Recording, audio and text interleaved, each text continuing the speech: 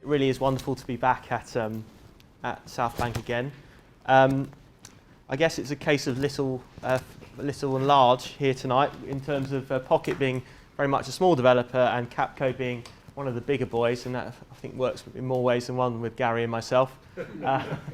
But I'll try and give a general kind of few thoughts on the London property market. As was introduced, I actually started my career in politics and then moved into property, which is a strange way of doing it. Normally people start in business and move into politics. I did it the other way around, which I found has been very useful actually in terms of my insights, and hopefully I can give you one or two tonight about where I see the market, where I see politics, community engagement, etc. I think the first thing I would say, and I think it was touched upon in that introduction, we are in a housing crisis in London. We are in a rapidly urbanising city, a rapidly growing city, which adds, I believe, this wonderful statistic that every 3 years we add the population the size of Newcastle. And certainly in my time in London, I've seen enormous changes. And of course, it's absolutely critical, if we are going to go through those types of major population changes and growth, we continue to make London a livable city, and a city that we all want to live in. It's no good planning in isolation and delivering units when those units become inhospitable to live in, and indeed, more critically, are not affordable to the people who live in the city. I started at Wandsworth. I was cabinet member responsible for planning there, and I went from seeing politicians kissing babies' heads to hugging some cement mixers, because actually housing became the #1 political issue. And then I decided, rather than mixing cement mixers from the politics side, I wanted to actually learn how to do it from a practical side, and hence why I ended up in property. There's a real issue with affordability in London, and that's where I come from in the job I do now at Pocket. How do we get people onto the housing ladder? And I think collaboration is actually a very important part of that solution. There is no one silver bullet, and it's not just about increasing the housing supply. It's also about finding ways of getting small developers like Pocket, but like others too, into the market. It's about actually reskilling the industry, getting more people who have skills like they do at South Bank into the market. There is actually an enormous shortage of people in the property industry across all disciplines at the moment, except maybe estate agents, where I think we've probably got enough of them. But in general terms, we need more architects, planners, and particularly construction professionals, because that is an enormous shortage, and we're seeing that in enormous inflation at the moment. We talk about deflation on a general national level, but actually in the industry itself, we're seeing quite rapid and aggressive inflation, which is hindering our ability as an industry to deliver the units that we need in London. A bit about Pocket. We are a developer of affordable homes. We are different from what people would categorise as normal affordable housing. We build homes for first-time buyers, but we build homes for young Londoners who earn roughly between £30,000 and £40,000, and those are priced at least a 20% discount to the market. The idea is it's for people who make London tick, people who are working in hospitals, teachers, doctors, people who are working in media, the arts. It's people who make the city function as it is.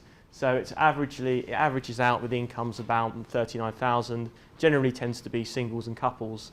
I just wanted to sort of raise this point, because that's actually a really big part of the market in terms of demand, but in terms of supply, it's an area where we as an industry are not really delivering enough units.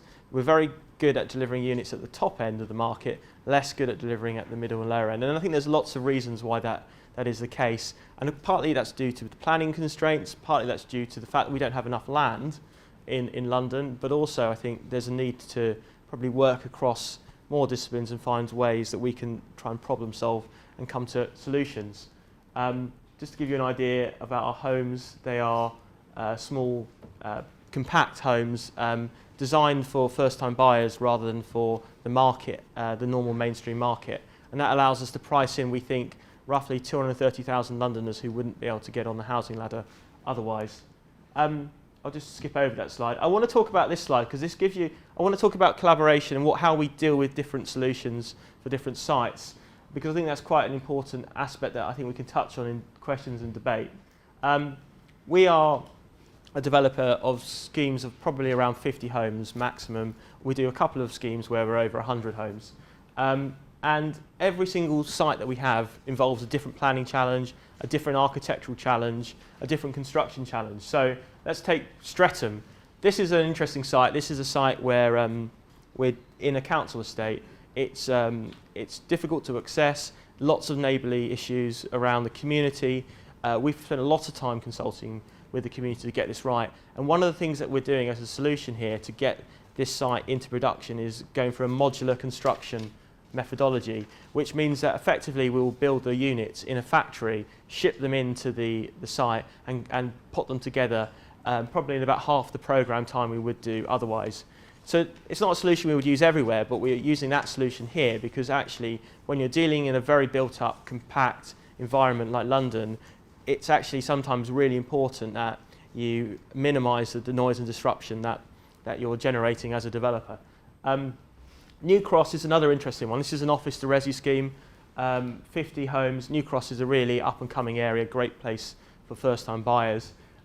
London has quite a large amount of office space. Out this window you can see a bit of it, which I would say is less than pleasant to look at.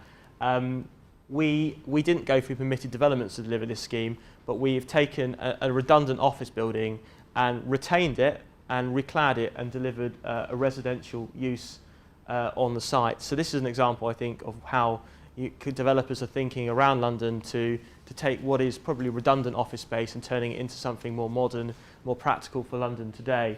I think there's an interesting debate, and I think I'll just throw that to you for the questions and answers. Is it right that we convert all our office space? No, it isn't. How do we get a balance? And planning is part of that process to get a balance between ensuring that there's still employment in London, but also we're getting the homes we need. Pocket Homerton's an interesting one. This is Hackney. So Hackney is a borough with very, very strong views on who it wants to live there. What we did with Hackney Council, and this is a case where we engaged very closely with the local authority, is we agreed to sell our homes to people in the public sector under an income of £40,000. So we didn't focus on anyone earning over £40,000, and we focused principally on the public sector. And we were able to house in that borough 50% of the homes went to people in the first choice in council or public sector, NHS or teacher type professions. And then finally, Kingston is an example of where we instructed Hayworth Tompkins, Sterling Prize winners from last year. Kingston is a traditionally very suburban borough. What is a high density solution like Pocket, which is principally about one bedroom homes for first time buyers, doing in Kingston? Well, like any London borough now, it's not just Zone 2 where you need first time buyer homes. It's pretty much the whole of London that requires it. The circumstances might be different, but the demand characteristics are there. So we brought in an architect that could deal with the conservation issues, to deal with the design issues, to come up with a really great scheme which goes to planning, I think, next month, hopefully with a recommendation for approval. But again, different disciplines, pulling them in, finding solutions for different sites. No site is the same in London. They've all got enormous challenges, and you have to find a way of trying to work through them to try and get to a point where both the community, the council, and the market are getting the right solution for that local area.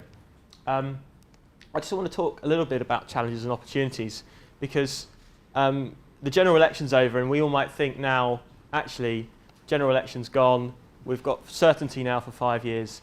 No, we haven't. I think there's a really interesting political question ahead for London. We've got a mayoralty coming up. Actually, from a property development point of view, who the London mayor is probably the only question on many developers' minds at the moment, and what that London mayor will do.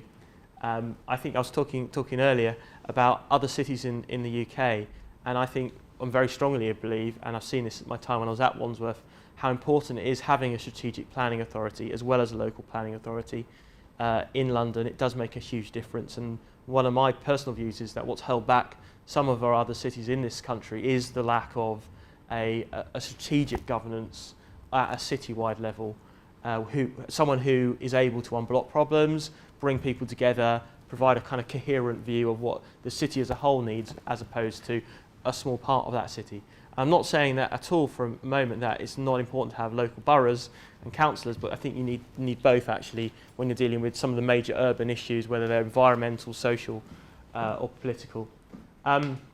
Likewise, European referendum is an issue on all of our minds, and I think that itself will be another interesting challenge for the UK. I think developers will be watching that closely too, because actually one of the things that we all rely on, I'm sure Gary may mention this too, is actually it's very important to have a labour force which is flexible. Many of our sites have very much mixed nationalities on them, and we have an enormous skills shortage, particularly in the construction industry at the moment, where we're finding prices rising rapidly because we simply don't have the skills in the UK at the moment to deliver the quantum of units that are being developed across London. And then, there's a whole gamut of other policies here which were talked about in the elections. And I think the one thing I will say about planning, housing and delivery is that there's no single bullet that's going to solve the housing challenges London and the country has. But I think what is very important is that there's a range of different tools and mechanisms out there.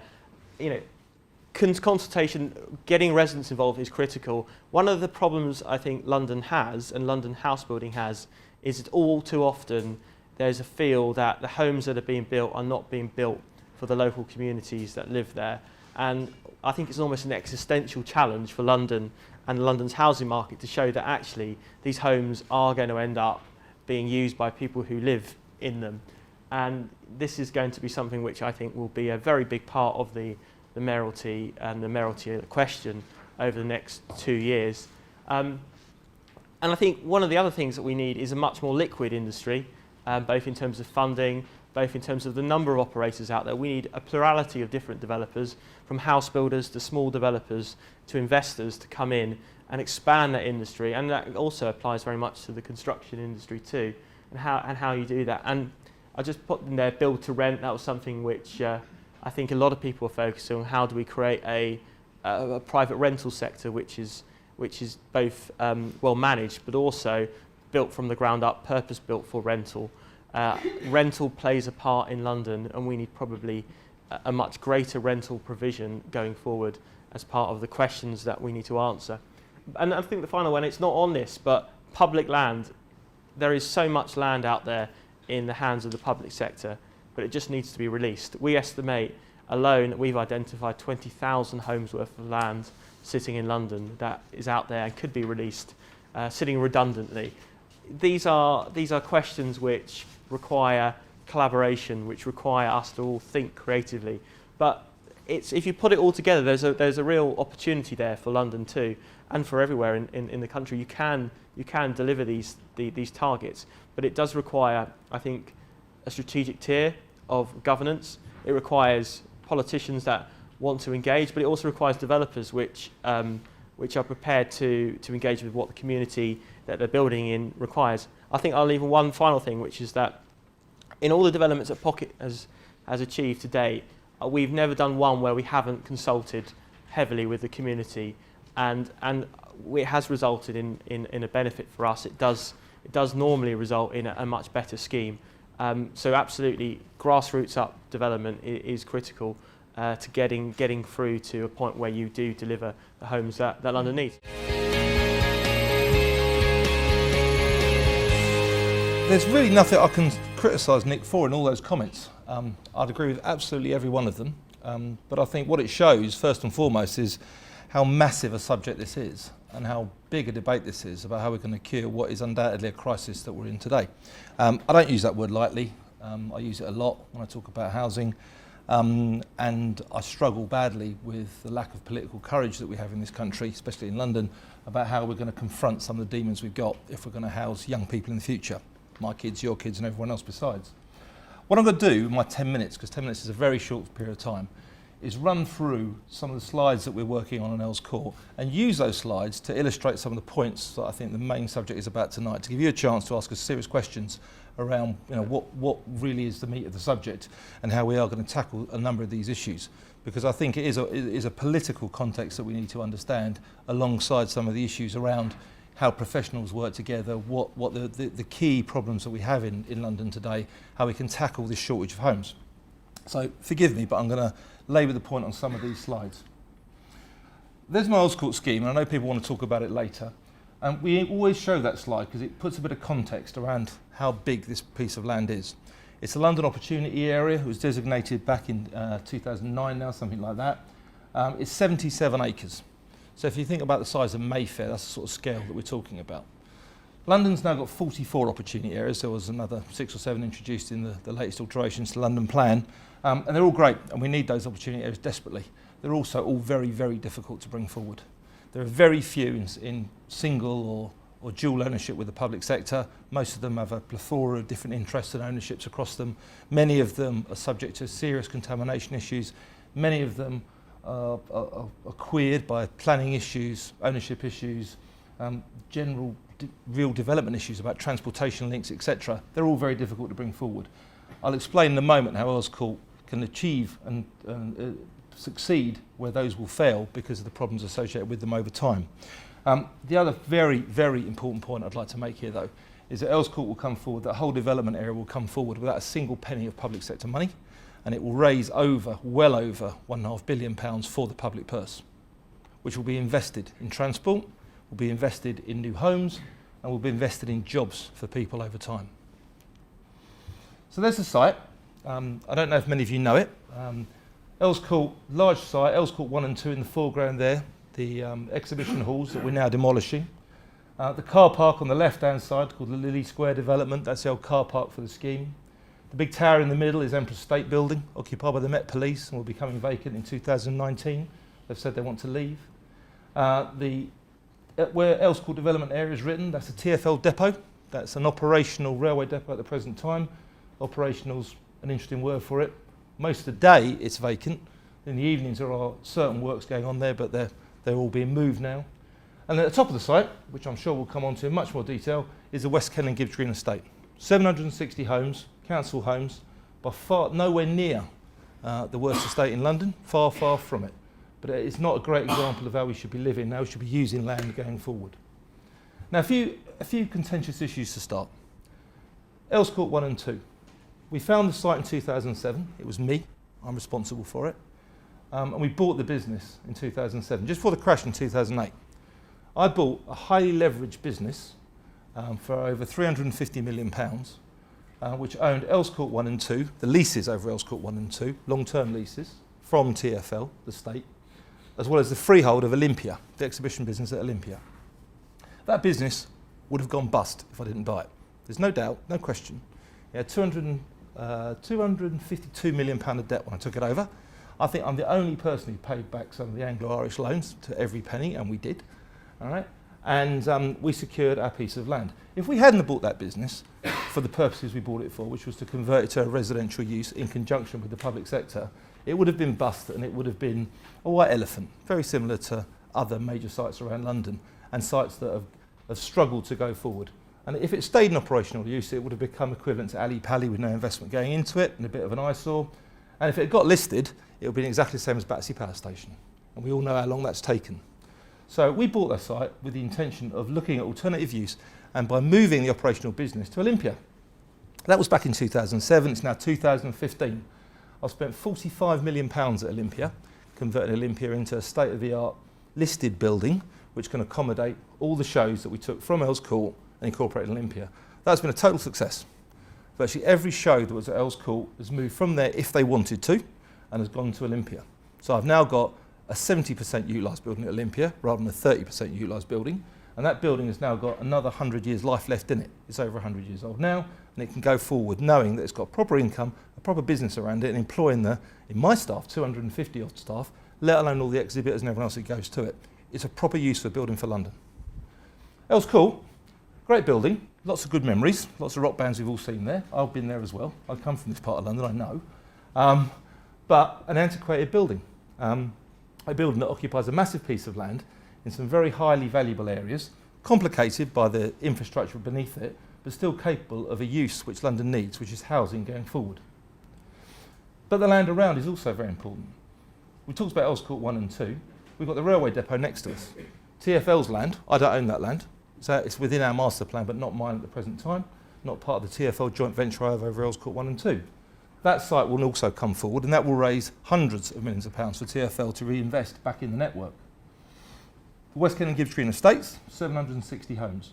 Let's be clear, 760 homes, residents live in them all, everyone stays within the new development. No one gets sent to Timbuktu, no one gets sent to Barking or Dagenham or other places we've been suggested they might be sent to. Everyone gets a new home. More importantly, everyone gets a new home that meets their needs. So if you're struggling in a flat where you haven't got enough room for your kids, you get a 2-bedroom, 3-bedroom, 4-bedroom flat, whatever it takes after a proper needs assessment. So it's the right thing to do for the people who live in those estates. On top of the 760 homes that we replaced, we rebuilt another 740 homes. So we're doubling up basically on the numbers of homes. Now in the context of the overall scheme, as I'll come on to, which is about 7,500 homes, everyone will say, well, it's nowhere near enough, Gary. You're not producing enough, the percentage is far too small, it's inequitable, it's not right. My response is clear, and it came out and through the planning process that we went through. It costs hundreds of millions to develop these sites. They're on top of 3 tube stations. Knocking down Earls Court 1 will take me 18 months. I've got to spend about £90 million getting into the ground to take that building down before I can even start thinking about coming back up again. And the overall context of the overall site is probably somewhere in the region of £4 to £5 billion over time to build. There's only so much you can do. So together with the schools and with the improvements on the tube system and everything else, our overall 106 package is £456 million. That's £456 million of money that's going to the public sector. If you add to the 456 the value of the TfL depot land, which we got consent for, but we don't own, so it's theirs to secure, that's at least another £200 to £300 million. And if you value their interest in Earls Court 1 and 2, which was valued at 0 in the public sector's accounts before we started, that's probably another £400 million. You're well over £1 billion before we've even started. So that's what large-scale development can achieve. A little run-through on the individual parts. Earls Court 1 and 2, the buildings, the exhibition halls, we now own that 63%, with TfL owning 37%. TfL is controlled by the Mayor. I therefore have a joint venture with the Mayor to produce the homes over those landed areas, and we're going to take that forward together. And they've already invested alongside us the money to demolish the buildings and buy other buildings in the area to complete the master plan. That's probably going to take us somewhere in the order of 10 to 12 years to develop. There are significant profits to be made from that, which will be reinvested in the network. TfL have chosen this route rather than take a cash sum today, because they believe it's the right thing to do for London, to use those proceeds to reinvest in their railway network, but reinvest in other public sector benefits that can come from it. They're now using that as a model to do elsewhere on their sites throughout London. And they do have lots of land. The Emperor State Building we bought, it's occupied by the police today. We have a planning consent to convert that to residential. We will take that forward as part of the overall scheme. The lands, the CLSA lands, number 3 we talked about, that's the land with Hammersmith and Fulham. Now, lots of controversy about that. We purchased from the council the right to acquire those homes on the basis that we paid them just over £100 million, and on the basis that we rehoused everybody who lives there at the present time. Within the 106 agreement, there was also lots of other conditions around primary schools we had to build, medical facilities, other improvements that will take place. But importantly, there are lots of conditions in those contracts, they're very detailed contracts, about how those people would move, when they would move, what accommodation they would get, what the compensation arrangements would be for moving, what the compensation arrangements would be for anyone who bought under right to buy, and the options to stay in those locations, even though their own homes were not as valuable as the ones they're being replaced in because of their need. Lots of detail in there about how we could protect those people. We did that about a year and a half, 2 years ago now. Since that date, we've had a change of administration in Hammersmith and Fulham. I'm now working with a Labour group led by Stephen Cowan, and we'd already entered into our contract. That contract is done and dusted, and we're working with the council now to make sure that stands muster and is the right thing for the people and those residents. I see that leader once every 2 weeks, and I've been doing that now for about 6 months. And we talk about what the right thing to do is and how we can work together to solve the problems of the people on that estate and to provide something better for Hammersmith and Fulham. I'm very happy with that arrangement. That's proper working together, and we're working out how we can provide an even better solution longer term than even the one we have now. We're going to do that by accelerating the development. We're going to build more up front. We're going to make bigger interventions earlier. Significant expenditure on our part, but clearly the right thing to do if people are going to be able to move quicker, have less disruption. They only move once, we build a new home before they move. So that's a good example of how you can actually make things happen and keep working together even though there's a change in administration, and it does work. The depot we talked about, and I think my first phases I'll come on to and show you in a second. Consultation and community involvement. If I'm going to be really honest about it, I think the one thing we didn't do enough of was consult early. Lots of reasons for that, and I'm not using them as excuses, but certainly I think we were encouraged to work with the two councils and the GLA before we did certain consultation. We're not doing that now. We now firmly believe the right thing to do is to knock on doors ourselves and use our own resources to go and find out what people want, what people like and what people don't like. We've been doing that recently. We've knocked on every door on the Hammersmith land, the CLSA land. We've employed people to do that, we do it ourselves. And that's proven very interesting and very, very informative. The one thing that's really informed our opinion is that we think over 70 to 80% of the people on that estate don't really know what's going on, haven't really got a clear understanding of what they've been offered, don't know and haven't had the chance to talk to someone properly about what's happening. We failed, we didn't do enough, but I think they've also been let down by the people who oppose us, because there's lots of stories which just simply aren't true, being told about what's going to happen to them, where they're going to go and the way they're going to be treated. There's disinformation, deliberate disinformation going on for political reasons about why what we're trying to do is the wrong thing to do. It's not good, and it cloudies the issues that are really important, which is about people's needs and where they're going to live. So our scheme, that's the consent we have to date. That gives just over 11 million square feet across the site. We produce about 7,500 homes, various different degrees of social tenure, but it's approximately 1,500 units. And that produces, we believe, that will create, we believe, about 12,000 permanent jobs and well in excess of 20,000 interim jobs in the process. Various degrees of height across the site, and that's a big issue for many people, but it is denser than what you would have seen there before, what's happened 100 years ago when the areas around it were built. There's quite a simple reason for that. If London's going to grow and house the numbers that Nick talked about, we need to see some big interventions and a change in the way density is spread in our cities.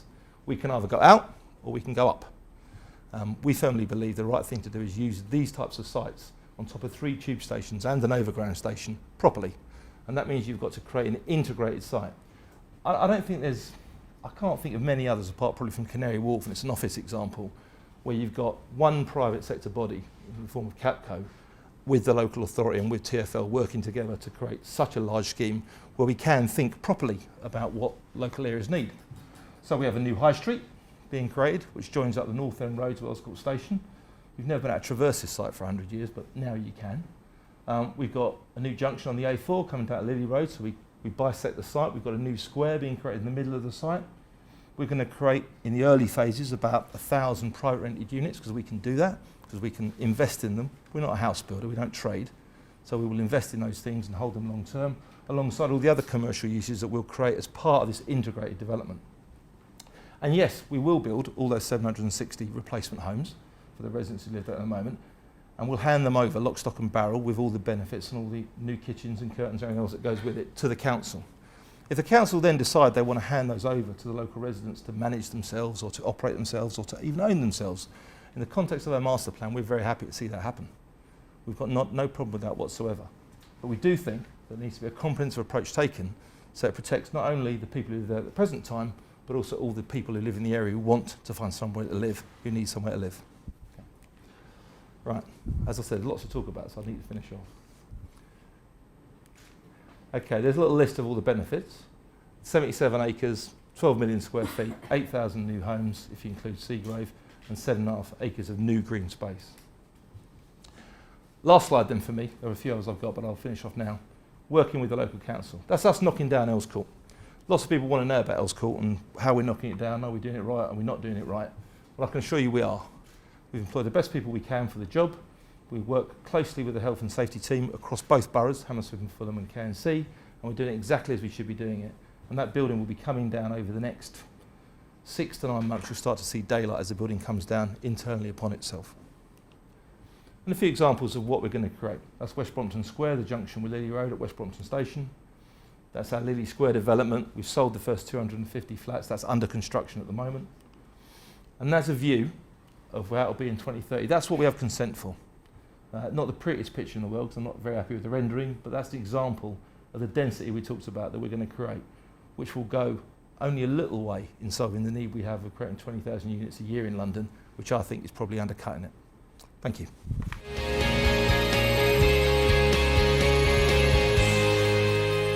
I'll give them a little bit of background on where I've come from and why I'm doing what I'm doing right now. As Matthew said, I was a journalist on all the design architecture magazines for many years. I did an MA in architecture and politics in Franco, Spain, which was very interesting because I'm half Spanish, and so I had access to lots of things that other people couldn't have researched. And then I started an MPhil PhD on social housing at the Bartlett, which I suspended, and I'll get back to it one day. And I became a local councillor in Kensington, Chelsea in 2006, where I'm working on the cliff face, right facing up to all the hideous problems that have been that have come to pass for appalling housing policy over many years. A lot of my colleagues, when I became a councillor, said, well, why on earth do you want to get into local politics? I said, well, Trellick Tower's in my ward, love. And they go, oh, fine, I understand that, yeah. So I've done a lot of work on Trellick Tower, and I'll explain in a minute, and what's happening around it. And that's become a bit of, I regularly get asked to talk about the future of Trellick Tower and the whole Cheltenham estate. And that's been a recurrent theme in the past 9 years on the council. So I'm going to speak very briefly about 3 development projects in Kensington and Chelsea, one of which we won the battle, one of which we lost, and one of which is wait and see, and that's the Capco one. I don't know how many people know about Golborne Ward in North Kensington. It's the joint poorest ward in London with one in Haringey. People are very surprised about that, and when I give walkabouts, which I regularly do with Matthew and other people, including lots of aspiring mayoral candidates at the moment, I say Golborne is a microcosm of everything that is wrong in London, actually. We've got the super rich and the super poor, and here they are. Don't talk to me about trickle down. If trickle down worked, we wouldn't have people going to food banks in Golborne Ward, which is very trendy and hipster and all the rest of it, but nothing is trickling down to anybody.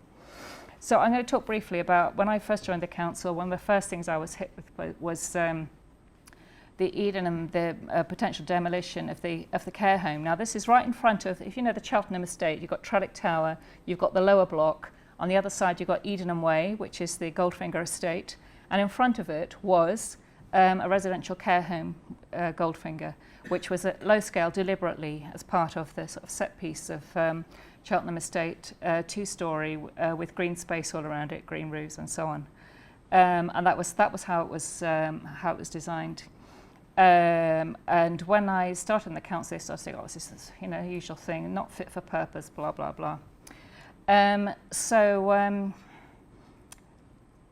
The council decided they were going to demolish it, which was sacrilege. Having worked with Docomomo, documenting the modern movement campaign group for many years.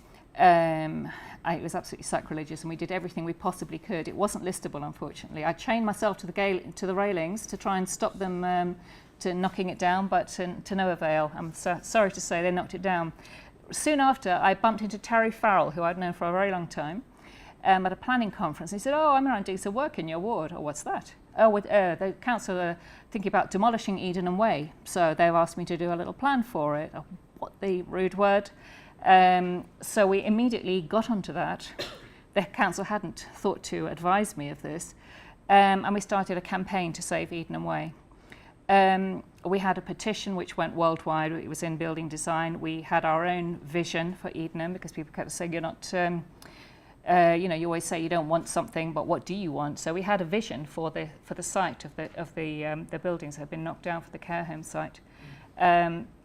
And we had worldwide interest. As I said, it was in all the papers. And incredibly, we saved Edenham Way, which is a Goldfinger estate of fabulous houses. The residents who are very savvy didn't trust the council and they got it listed, which took another 3 years, but we did get it listed. So they can forget it now. That's not going to happen. They're not going to knock down Edenham Way. Some of the elements of the vision for Edenham that we put together with planning students and architects and local architecture practice were actually incorporated into the SPD, which I was very pleased about. So you can sometimes make a difference. And the council is now working towards some early plans for that, and of course they're trying to wriggle out of the commitments that they made, because surprisingly they only want to build private housing and a bit of what they call affordable, which isn't affordable. So we're not finished with them yet, and there'll be more on that towards the end of the year of what's going to happen at Edenham in front of Trellick Tower. It's right in front of Trellick Tower. You're going to put 7-storey buildings there? I don't think so. So on to Wannington Green, which was another baptism of fire for me, which is an estate just behind Golborne Road, which was its downfall, I suppose. When a development director tells you the first time you meet that they'll be open, honest and transparent with you, you know you're in for trouble. And that's what happened when with a cheery smile, I had a very outstretched hand by the person who is in charge of redeveloping Wannington Green, which was owned by Kensington Housing Trust, which is now Catalyst, or Capitalist as some of the locals call it. An estate of 500 houses and flats. Since then, we did everything we possibly could to stop the demolition and redevelopment, which was completely unnecessary. We walked around it with a 20th Century Society, with Docomomo. We walked about it with people from Urban Splash, who said they just would love to have a chance of changing it a bit and making it work better. And there was no need for it. It was very sound, just needed some love. We had quite a lot of direct action, including we declared a republic in one of the buildings, which was on the news, and we're still trying to get that particular building listed. Meanwhile, the cabinet member for regeneration called the estate a concrete ghetto full of fear and paranoia, which is what they do. They stigmatise a friendly multicultural family neighbourhood that's a little bit scruffy because it hasn't been looked after. It wasn't even concrete, it was brick built. And they just to soften people up for change, and then they declared it was unfit for purpose, having done this process of managed decline where they stopped fixing it and didn't fix the drain pipes, so there was lilac growing out of drain pipes, so it looked terrible.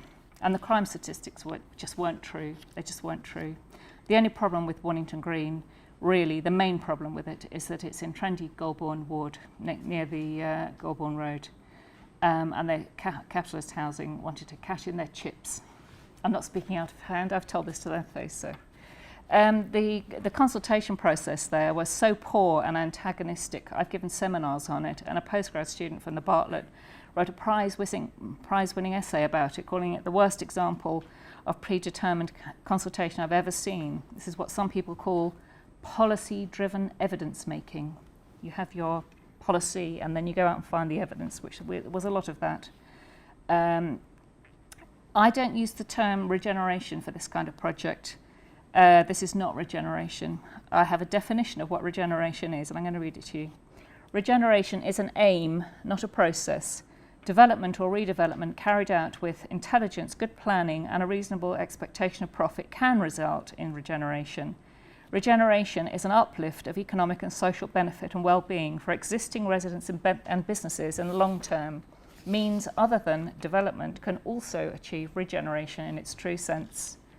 If development only achieves improvement in visual amenity, built form, additional residential business units, but doesn't produce long-term sustainable economic or social benefits, this isn't regeneration, it's social cleansing, pure and simple. Sad to say, we lost the battle for Wannington Green for now. This has been carried out in phases, and the pain never stops.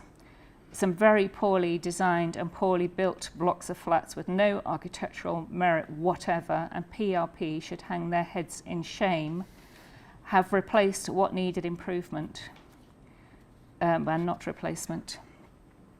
So there we've looked at one council project ongoing, one housing association ongoing, and now we have the developer's dream of in Earls Court. I've known the centre all my life because I was actually made in Chelsea, darlings, and I was born just down the road and went to school down the road. And before our Gary here gets overexcited, I did check legally what I can say and what I can't, because I sit on the planning committee. So you're not going to catch me out, love, right?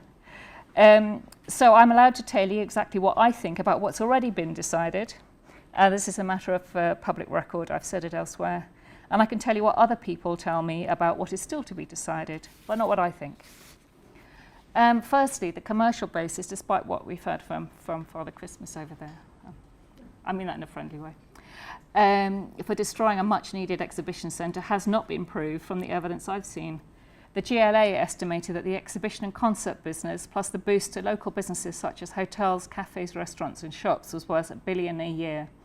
All this has gone or is going. I've spoken to people in local shops and restaurants who are distraught. The argument for providing new super luxury housing has not been proved. Give us the housing that we need, not the housing that makes the most profit.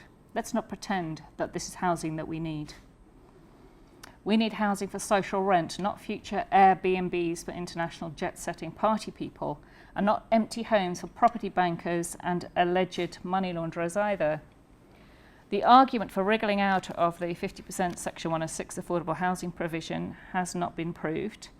What's being offered now is 10% based on floor space. We've heard the explanation of this, but what I'm told is these fantastic people, the Section 106 consultants, have an excellent sales pitch, and there's one online which cracks me up. It really does. It ends with a man with a wheelbarrow of money. I'm not exaggerating. There's a little cartoon. And here's the sales pitch. If a Section 106 viability report cannot entirely extinguish your liability to provide affordable housing, all is not lost. Much may yet be achieved, either through delivering affordable housing of a type that's more valuable to you, in other words, not affordable, and or identifying and prioritising those types of contribution that are most important to the local planning department. So this is a whole industry of people working out how to wind themselves out of these commitments to provide genuinely social housing, affordable housing that people need, rather than this, which is the investment housing. So the master plan, I'm sorry to say, is a very poor piece of design. Terry Farrell cut a piece out of one of his Chinese cities and pasted it into Earl's Court. There's no relationship with the local area. It's out of scale, out of place, and out of time. We can do so much better if we actually care. And I think the last picture that we saw said it all. The best some local people can hope for, and this would be a very sorry end, and I wish it doesn't happen, is that the property bubble will burst as predicted towards the end of the year, and the entire project will stall.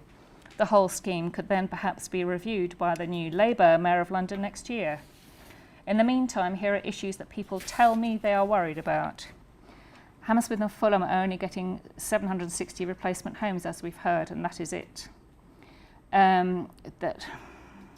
This is inverted commas. Somebody told me today Hammersmith and Fulham, the previous council, possibly entered into a fraudulent deal. I don't know about that. And there isn't enough money to build it, I've been told. Given how tight it is, from what we've heard, I'm very worried. So yeah, we have Gary the money man, the chief investment officer. We have Nick catering for the rich hipsters, which apparently is such a good economic model. I think the Mayor of London, if I've got this right, gave you £20 million interest-free loan to set this up, if that's correct. So these are, pocket homes for web developers, chefs, teachers, da-di-da-di-da. They're for one's friends. They're not. I don't think they're for the people who need them the most. And meanwhile, while all this is going on, in Kensington and Chelsea, in the joint poorest ward in London, where the borough is depopulating, unlike other parts, by the way, but it's being filled up with homes that people aren't going to live in. But as a local councillor, people come to my surgery, and when they say housing crisis, what they're saying is they're being moved out of the borough, they're being moved to Dagenham, they are being moved to Dagenham, and they can't get to work and they can't get to school. And the cabinet member says, oh, lots of people travel into work. That's normal. A lot of people travel an hour and a half to work. Yeah, but they're not doing it with their children, taking their kids to school in the morning, leaving at 7 in the morning, and then getting home at 7 at night with a primary school age child. I can't read what that says. 15 minutes. Okay. Yeah, I'm winding up. Thank you. So they don't say, when they say housing crisis, they're actually talking about possibly having to give up their job and taking their child out of school and putting them somewhere else, because they can't actually keep it going when they're out of the house for 12 hours a day, and that's appalling. So how do we start to resolve this mess? If we really care about housing people who contribute so much, we have to think also about the cleaners and the sous chefs and the waiters and the teaching assistants and the dinner ladies, the hospital porters, the dog walkers and the apprentices. Where will they live when the hipster homes have taken the best plots of land near the stations? We need more strategic planning for housing, and we've heard that. We actually need a mayor of London who is going to look at things strategically and look at where people need to live, not just their pet projects, but actually everybody, not handing money over to the latest craze. I really hope and wish for a mayor of London next year who cares more about Londoners than their own little personal fiefdom or their image. I say we need fewer specialists making big decisions. We need polymaths as well. We need engineers with integrity. We need architects with a heart, and we need planners with politics. Thank you.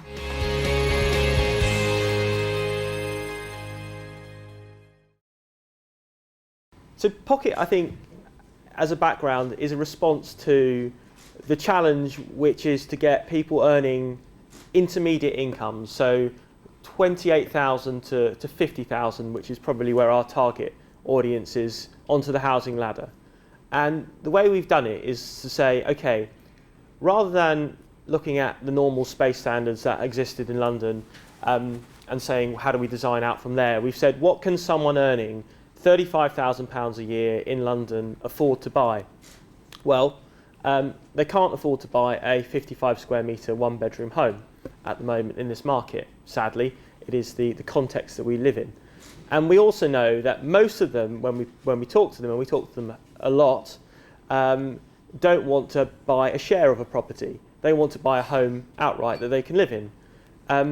So what we've worked out through our design is that if you design a 38 square metre home, which is a compact unit, of course, we open up the London market to incomes of 30 to 50,000, and probably price into London another 230 to 300,000 people in the 22 to 39-year-old age bracket who would not have a chance to access home ownership. It's a starter home for city makers. So the question is not, in my mind, are we compromising on space, but it's how we get people into home ownership, which is important. Now, I think there's a really interesting architectural point about space and how we use it in London. And the way we use space is through very rational design. So when you come into one of our homes, you wouldn't think you're in a small flat. You would think you're in a normal, well-proportioned flat. And that's because we use rational design principles. We have underfloor heating. We have slightly higher floor-to-ceiling heights. They are cookie-cutter squares. So we maximise the habitable space, not the circulation space. And so for all of these clever ways, we're able to deliver a product which effectively serves the London first-time buyer market. Now, it is not social housing. No, it isn't. And we're very, very clear about that. But what we do is we find sites which are laundry drying areas, bits of car park, bits of infill sites which wouldn't be delivering a normal quantum of housing anyway. And they certainly wouldn't be delivering many social houses. And we deliver 100% or as much as we can intermediate homes on that site. So the question I think for the audience is this: is there a role for a first-time buyer market in London? And if there is, then surely the answer is yes. Then we have to think about compact home and compact living. It's not for everyone. Effectively, the buyer has a choice. The buyer doesn't have to buy one of our homes if they do not want to. But it gives people an option in London, which I think is very important. And that's why I'm absolutely passionate about what we do, because without that option, many, many people would not have the chance to realise what I think is very important in a capital city like London, which is home ownership. I've been in Pocket flats, and there's definitely a place for them. Starter homes for city makers, I think that's exactly right. And I think there is a role for that part of the supply equation, but it can't solve the London housing problem. I don't know how many you're producing a year, but it ain't 20,000 or 30,000 that we need. And that number's going to become even more problematic as more people come to our great city. So, you know, we've got to look at some serious ways that we can address these issues. And I'll come back to my point about opportunity areas. Those have to be developed. We have to find a way to make those come forward.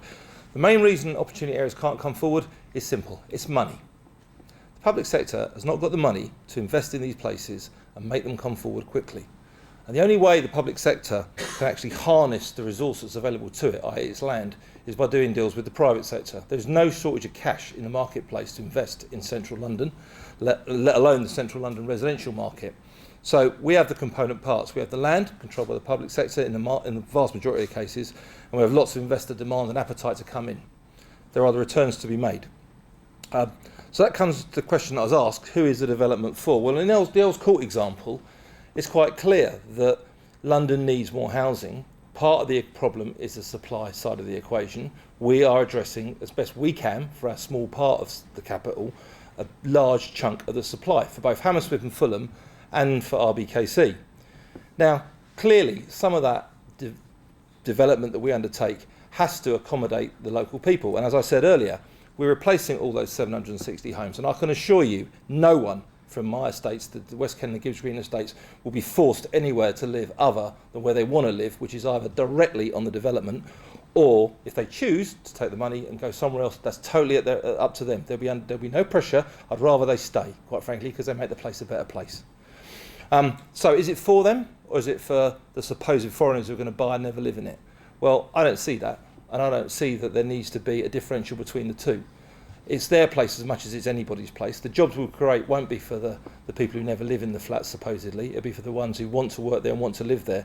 And they will get a great opportunity, and so will their kids, to make a new home for themselves in that location with all the benefits that development will bring and the opportunities that development will bring for both them and for the other 740 affordable homes that we're developing. Because it's not just 760. There is another 740 on top of that that we've got to pay for and provide. So let's be clear, it's 1,500, not 760. Consultation, is it for them, isn't it for them? I walk around the West Kensington Gibbs Green estates. I know lots of people on the West Kensington Gibbs Green estates, and I know as many people who desperately want this to happen, who keep kicking me saying, can you not make it happen quicker, Gary, than those who don't want it to happen. And they see the plans, and they see what we're developing, and they understand it's different. It has to be different. London needs more density. I'd love to go back to living in 2 up, 2 downs, gardens that back onto each other. It's not going to happen. Can't happen. We can't make our city go forward if we try and go back to that type of development. It's not possible. Okay, conspiracy theories. I think that's one for Emma, but I'll just comment now. There's no conspiracy. We don't do dirty deals with public officials. There's no bribery. There's no corruption. It's hard yards working with the GLA. It's hard yards working with local authorities. So that's a nonsense. It doesn't happen. We work hard at what we've got to do, and we fight our case for our investors. We have to make a return as well. We're not the state, we're not the government. We have to make a return, make it worth our while. If it's worth our while, we'll invest. If we want to create rules in this city about numbers for social housing, etc., and other taxes that you want to put in it, it's quite simple what will happen. Nothing will get built. People won't come, they won't invest, and it won't take place. Now, I'm actually all for a blanket number of social units per site, so we can get away from this nonsense of viability tests, because it is a charade played by both sides. And people do make money out of it, the consultants that hang on to me and hang on to councils. It's a nonsense. Let's just make a blanket rule, shall we? Let's say the next mayor, make it 25, 30, 35, whatever he thinks is right politically, and let's see the outcome of that. If it's set at the right level, housing will get built, we will go forward, we will house all the people in London we need to house. If it's set too high, it won't happen. And what are we going to then? Take land away from people, go against some of our fundamental rules of law, take away planning consents? It's not the answer. The answer is to find the solutions which work for both sides of the equation. And there's no doubt in my mind that the private sector are more than happy. You talk to Tony Pidgley, you talk to any of the big house builders, they want to solve this problem. I suspect they think it's more of a crisis than many of the politicians do.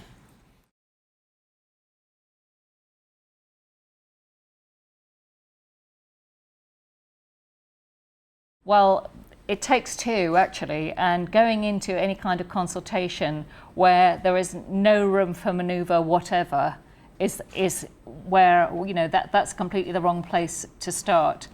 When people come to me, and they do a lot because of my experience in Waddington Green particularly, which is very well known around London, I get approached by people who are facing developments they don't want, and they say, well, how do we start on this? How do we deal with it? And I say, well, number one, when the consultation starts, ask them what is fixed and what is movable. What difference can you actually make by going through this consultation process? How much can actually be changed at this point? And try to make them be honest about that. And if there's a money issue, they should explain it to people. Explain what the money issue is. We need to make that. We need to fix this. Or they never explain honestly where they're at. And so you start off a consultation, and most of the time, it's, as I say, it's policy-led consultation, and it's a consensus-building process, basically. And I found that I got through freedom of information. I got a lot of board papers from what was then Kensington Housing Trust, and they admitted it. It was a consensus-building exercise. So that's a huge thing. Is number one is if you want to actually work with politicians and local communities, you actually have to be honest about where you are, what the consultation can lead to, and what can and cannot be changed. Because people aren't stupid. Some people may get into the whole excitement of it, and maybe some people will genuinely support things. But a lot of people are hoodwinked through consultation. And I know from what we did at Edenham, which was a bit of a challenge really to the council, it hadn't happened before, and it was before localism and all the rest of it, big society, RIP, that we did our own project and our own architecture plan, and we designed it first of all with words. So we just asked people what they wanted, and we designed it with words, and then the architects designed something around that. So nobody said, when we came up with some visuals, none of the old dears that we'd spoken to from 39 different countries said, oh my God, it's too modern, we don't like this, because they knew that everything that they'd been talking about and we discussed with them was there. There was the old people's home that, it was now as it looked different, and there was the clinic, and there was this, and there was a nice space, and it was all sloped so they could get there with their rollators or whatever it was. A lot of elderly people live there, and some with very poor health. So we designed it first with words, and then we made it look like something. But that was a genuine consultation, starting with a blank sheet of paper.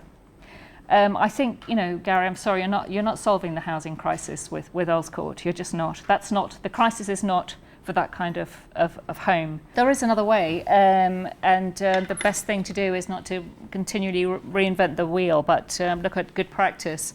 And in Islington, they're doing some very interesting work. They're actually building council houses, and they did that by stating that any developers who wanted to build on council land and develop there would only be able to take, I think it's 12% profit, and they would have to provide whatever else they were doing. They would have to additional housing if they obviously they have to replace anything they're knocking down, but they have to stick to the 50% affordable rule.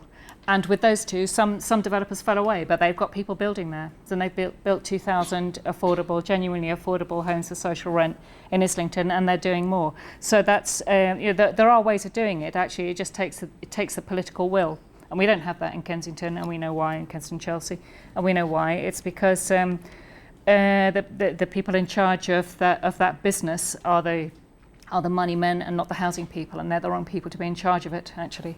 So that's I think that's why. But there are good examples out there, and I think that's absolutely right to say that the local people aren't benefiting from the development. I see that in my ward. We've got a super luxury development at the top of Ladbroke Grove, which was first marketed in Singapore. They're some of the most expensive flats I've seen in north of the borough. And just across the road, we've got some of the poorest people you could imagine, with appalling health. They're not going to benefit one little bit, nothing. They're getting nothing out of that. They're just watching the limousines come and buy the flats, and it's absolutely tragic. I think it's appalling. So that shouldn't be allowed, that kind of development. So anyway, there are good examples. Let's not pretend it's not possible. It just you have to take the greed out, actually.